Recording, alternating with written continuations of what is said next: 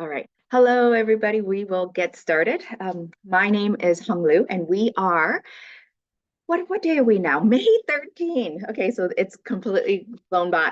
So we will get started. I do apologize. I'm late. Yeah, and I do have some excuses, but really there's really no good excuses. So I do apologize for being late, but we will get going right away.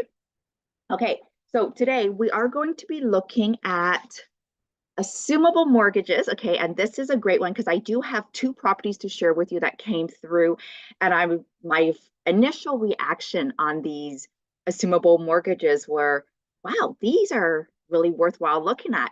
And so I took like a quick look at them, and then I was like, oh no, these are not that great. Okay, so now having said that though, they actually may be a great opportunity for you. So take a look through them. Please do not, take my words and just be like, hey, that's the final thing. Please go talk to other investors and see if that works for you. Okay, so we will go through that. And like my hopes with these recordings is to be able to help fellow accredited investors make good decisions with their money in real estate. So please provide any feedback you have for me through this QR code. Um, we did get a question through on one of our other videos, so I will answer that at the end once I go through this assumable. Okay, so let's go to okay, yeah, so I talked about the disclaimer. Okay, so we are recording everywhere. Okay, so let me bring up the documents and I'll give you the quick rundown on these two properties, and then we'll go into the calculation as to why I don't think this particular property is good, okay? All right, so let me see here. So let me share my screen. There's two, what do you call them? Two PDFs, okay, that you should see. So let's see if we can make this bigger for everybody. Okay, so this is one property here. Okay, so it looks pretty nice on the outside, 2.595 million. And, with the economy the way it is, one of the things that I'm looking at is, okay, where are there assumable mortgages? And this one came through because it's an assumable mortgage. So this one here is 23 units. Okay. It's got an assumable mortgage of 4.515%. So it's definitely better than the current rate, but it's not as low as it was, when it was like 2-3%. Okay, but it's still a decent rate. It expires in 2033, so a good 9 years from now, which is great. So it means that this corporation, when they bought the property, probably a year ago, they got a 10-year term. Okay. It's a 50-year amortization, which is fantastic. Okay. Now, the problem with a 50-year amortization is that you're not paying down as much of the principal as you would on this opportunity if it was like compared to a 25-year amortization, right? Because now you're spreading your payments over 50 years. So technically, you're paying more interest, but at the same time, you're able to increase your cash flow during that 50 years because you have less of your expenses going to the debt servicing. Okay, so then here's the monthly payments. So this 7,795. So we're going to use that number in a little bit, as well as there's a mortgage balance here of 1.8. Okay, so we'll go into that as well. And then there's this NOI of 138. Okay, so let's go into the calculation here and we'll do it sort of side by side. Okay, and then I'll go into the second property because it's actually you have to buy both properties. Okay, it's see in the wording here it says to be sold with, and then this other property. So you could put in the offer for each one, but they ideally would like to sell both of them. Okay, so let's go into looking at the calculations for this one, and then we'll walk through why I don't think it's that great of a deal. Okay, so let me share I think it's this this spreadsheet here. Okay, so you should see the spreadsheet. Okay, so let me just make it a little bit bigger here. Let's see if that helps. Okay, so I've put in the purchase price. So I'm going to highlight the cells that we have to input. So I'm just taking the numbers that are from that package, and I'm not validating it yet. I'm not doing any of my due diligence yet. I'm just basically saying, hey, you know what? This is the opportunity. Does it even make sense for me to continue to look at it? Okay, so the NOI, the purchase price, the assumable mortgage per month was 7,800 roughly. So that means for the year, I'm going to have to pay for the debt servicing 93,000. Okay, that's fine. So that means that the cash flow that I will get from this property is 44,000 a year.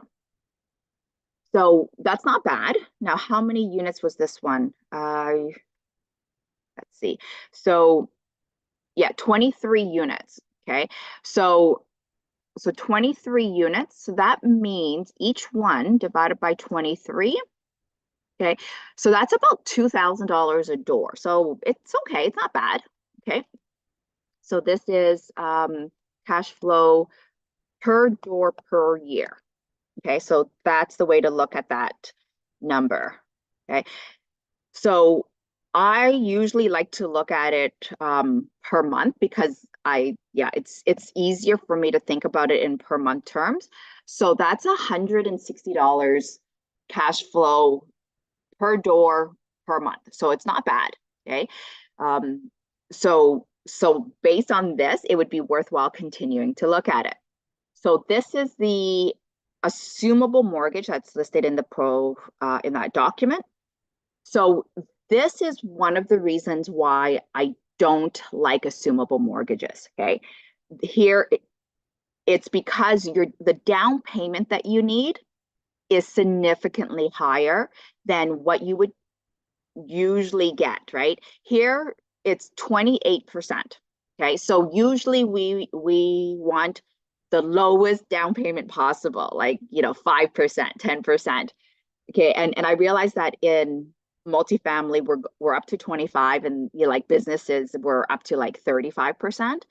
So the way to get around this is either getting a vendor take back, getting a second mortgage, like some other way of reducing this down payment. Okay, so that's one of the issues that when you're looking at assumables, just make sure you understand that you do need more cash, more capital to start.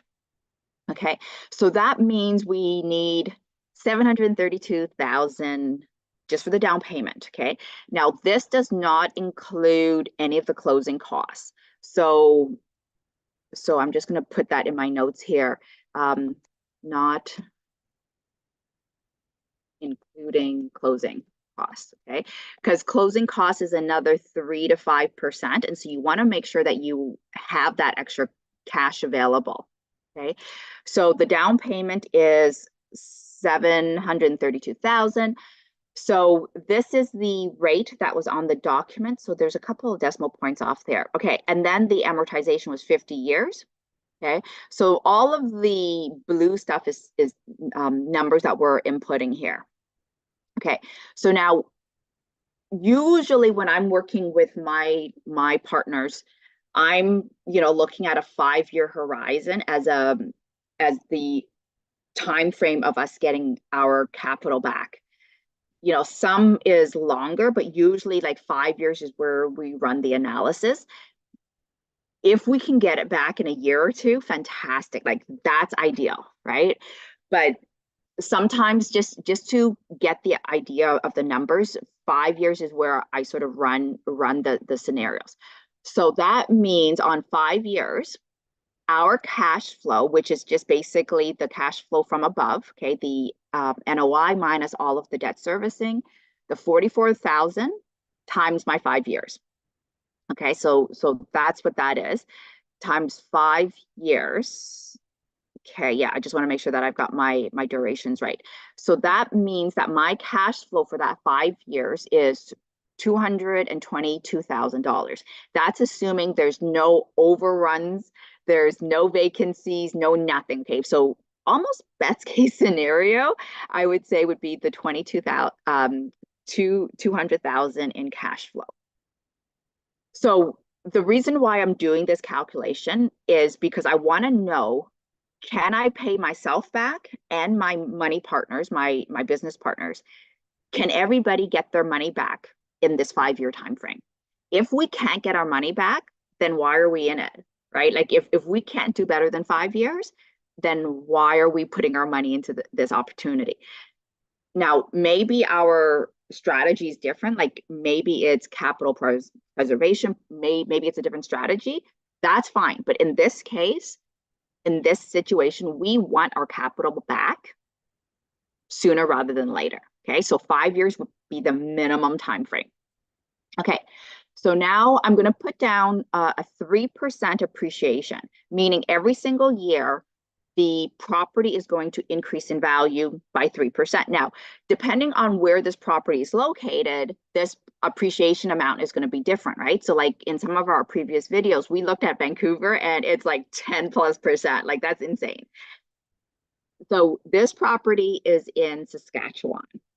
3% is pretty generous, okay? But I'm going to run it at 3 because I want to see what the effect is. Okay, so I put 3% in there. This appreciation is just taking the sum from over here. Okay, so you'll see every single year I've gone up in property value plus the appreciation, and that gives me a new annual value on the property. And then that increases year over year based on this 3%.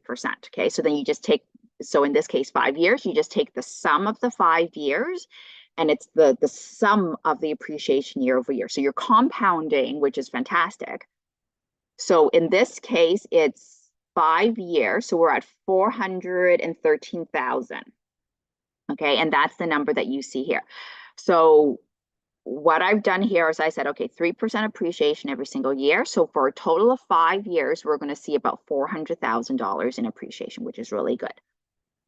And then the mortgage pay down, it's just a calculation saying in this 5 years, what is the principal pay down we're going to have?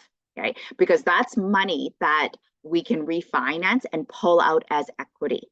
And so that's part of the returns. Okay, so then, so this is a calculation based on the assumable mortgage data, which is starting mortgage amount, the rates, and the number of years for the amortization. So this number is a little bit off because I don't have the starting mortgage amount. So I'm using the mortgage amount that is on the document. So this mortgage amount, this 1.8, should be a little bit higher. Okay, and if I really wanted to put the time in, I could calculate back calculate to figure that out, but I'm not going to do that. Okay, so in this 5 years, you're going to get a mortgage principal pay down of $55,000. Okay, this is not a good number because here's the thing. Because your amortization is 50 years, most, like you're spreading your payments longer. Okay, and so your monthly payments of $7,700, most of that is going towards interest because you've spread it over 50 years. Okay, so even though it's an assumable mortgage, which is great, because it's spread over 50 years, you have to pay more towards interest, which is why your principal pay down for that 5-year time frame is only $55,000. It's not that much. Okay, so that means in the course of the 5 years, we're going to make $690,000. Okay, so right there, that's where I would stop and be like, okay, you know what? This is not worth it for me to keep looking at. Okay, and here's why. So after 5 years, we're going to make $690,000. Well, look at this. We had to put in $732,000. In this 5 years, we're not even getting all of our down payment back, let alone the closing costs, let alone any overruns. Okay, that means we're actually like still 40K in the hole. Okay, so now you might think, okay, well, Huong, it's only 40,000. It's not that big of a deal. You're absolutely right. It's not that big of a deal. But here's the thing, though. There's so many other opportunities out there that we don't need to be 40 K in the hole still after 5 years. Okay, so that is the second issue that I have with this opportunity, is that there's not enough funds in here for us to go and refinance and pull the money out. Okay, so because this particular property is already maxed out, right? Like in terms of what you can do on the property, unless I'm wrong, okay? But if you can't do any forced appreciation on this property, then you can't force the appreciation. So then the 3% appreciation is what we're going to see, you know? Okay, so let's take this and run this on the second property as well. Okay, so we're going to share screen again. And let me see here. Okay, so you'll see the PDF again. Here's the second property. So it's the same idea here, right? So here they're asking 1.4 million, 11 units, and the assumable is the details here, and it's 73,000 for the NOI. So it's the exact same calculation, right? Okay, so what we're going to do is we're going to go in and put in the numbers, and I'll walk you through why, you know, it may not be a great opportunity.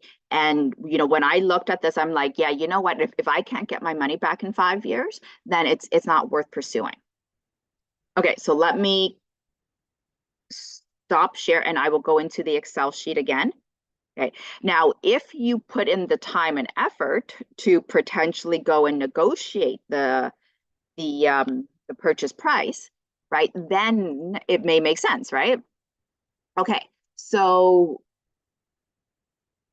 let's go in here. So now we're going to update this and we're going to say 11 units. I'm just going to also highlight the cell. This one was 1.4.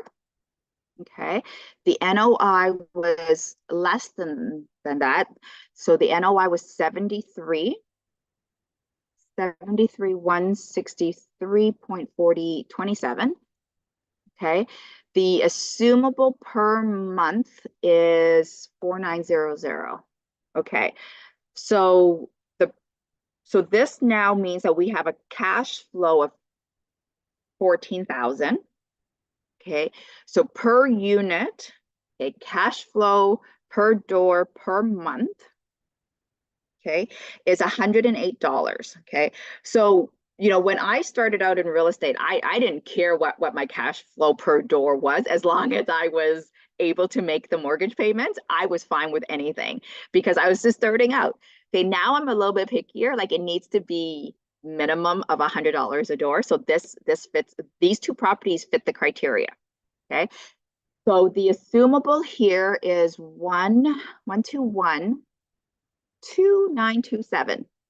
Okay, so the assumable mortgage is 1.2. The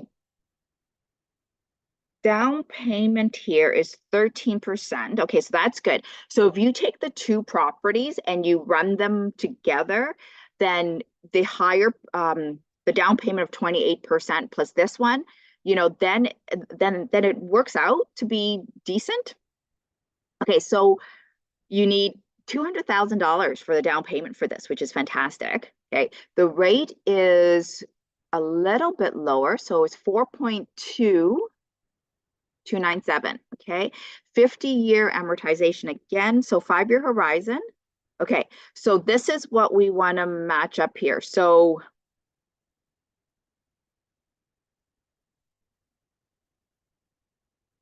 this is a weird number here. Sorry, I think I've got the wrong formula in here. Let's do that. Okay, so over a 5-year horizon, our cash flow is going to be 71,000, which is the cash flow per year times 5 years. And then we're going to say the appreciation in this case is still 3%. So if you look over here, the appreciation that we would see over 5 years is the sum of each year, okay, for the 3% growth. So that is 222,000. So that's a good number there. The mortgage pay down is 0. Why is it 0? Oh, here's the rate. Okay, so let's go back here and put in the point. Okay, can we do that? Yes. Okay, so there is 2 point, okay, 4.297. Okay, so that's the right rate. So the mortgage pay down there is $38,000. Okay, so now here in 5 years, we're going to get that money back, which is fantastic. Okay, so now this is where running both properties together would really make sense, because you could potentially package this as an opportunity to say, hey, money partner groups, that first building, we're not going to recoup everything, but with this one, we can help support it, right? So that as a business partner coming in, you have to come in on both properties, and then that's how you can see the returns better. Okay. Now, so you'd have to run the numbers. Okay. So you'd have to operate both buildings together.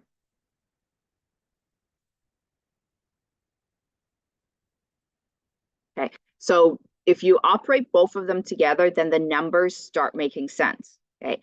Now here's the one issue though that I still have is that we don't know if we're going to see this appreciation in Saskatchewan. Is this in Saskatchewan or Saskatoon or somewhere? Okay, Saskatoon. Okay, so if you do not have a 3% appreciation, let's just say it's 0% here. Okay. Worst case scenario, there's no appreciation. You're at 110,000. So we know that on the other property, you're not going to be able to pay everybody back in 5 years. And in this case, you're not going to be able to pay everybody back as well. So in this case, at a 0% appreciation, it's not good. Okay. Now, where does it start making sense is when both of these numbers, okay, so 1% doesn't make sense either. So at 2% here, you would have a $60,000 difference. This 60,000 needs to cover the other building. Okay. So really at a minimum, you want a 3% appreciation. Okay. So if you have the confidence that this area is going to increase in appreciation by 3% or more, then it may make sense to go in on this property on these two opportunities. Okay. I myself would not count on 3% appreciation. There's too much risk there. Unless I know for sure that I can convert the units from, let's say, a 2-bedroom to 1-bedrooms and have 2 units instead of 1 and charge more rent. These buildings are already 1 unit each from what I understand. So you're not going to be able to redesign. The other thing is too, is that these units, from what I understand, are fairly small. Like they're like 500 square feet. So it's not like you can add another wall and make 2 bedrooms out of them. Okay. So for me, these 2 deals were not worth pursuing. Okay. So that is my comment on these 2. Please, if you have a different opinion, please let me know. Okay. I am always looking at increasing my knowledge on how I analyze properties and what I bring to my money group. Okay, so let's jump into the question that came through from Tessa. Thank you, Tessa, for constantly watching and supporting and giving feedback on the YouTube channel. Okay, so the question was, where did I get the Ontario margin rate for the capital gains calculation that I did a while ago? So let me bring up, because I remember seeing, okay, so this is the image that I received. So let me see if I can share this. And then that way you guys can all see the question. Okay, so here's the question that came through.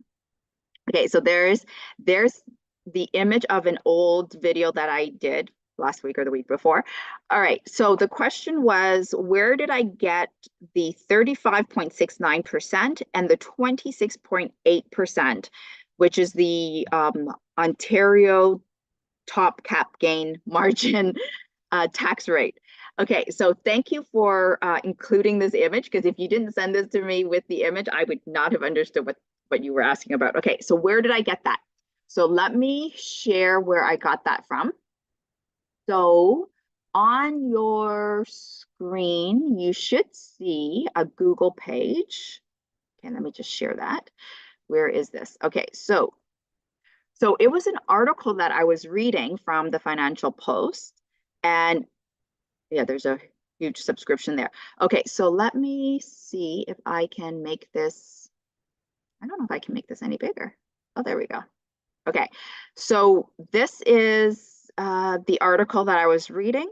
And if you go down into it, it talks about the capital gains inclusion rate going up to the 66.7%, okay, which is what everybody's talking about, okay, if you're into real estate. And then this is where I got the Ontario percentages. So it was just reading the article, and it talks about going down here. Okay, so this is where they run their example. Okay, and I've already passed it. So where is it here?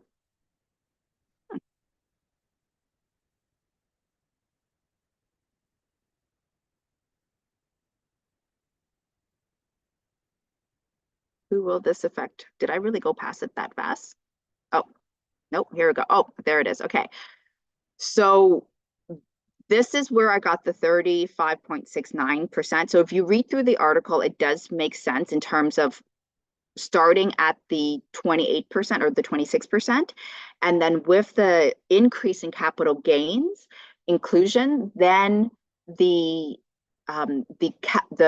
rate margin, the tax rate now goes up to 35. Okay, it's not that the Ontario marginal tax has changed, that's actually stayed the same, but because of the increase in the inclusion rate of the capital gains, that's where it's increasing up to the 35%. Okay, so it's at the beginning of the article here. Okay, so it talks about the current margin at 26, which is what we had in the calculation. And then with the increase in the inclusion, that's how it gets up to the 35.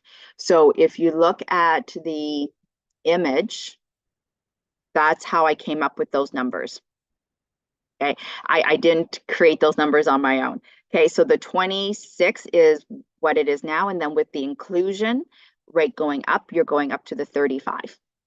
Okay, so thank you, Tessa, for asking that question.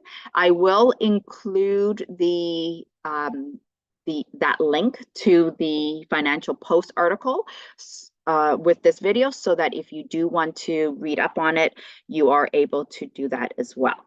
Okay, so we are at the end of our Monday Money Matters session.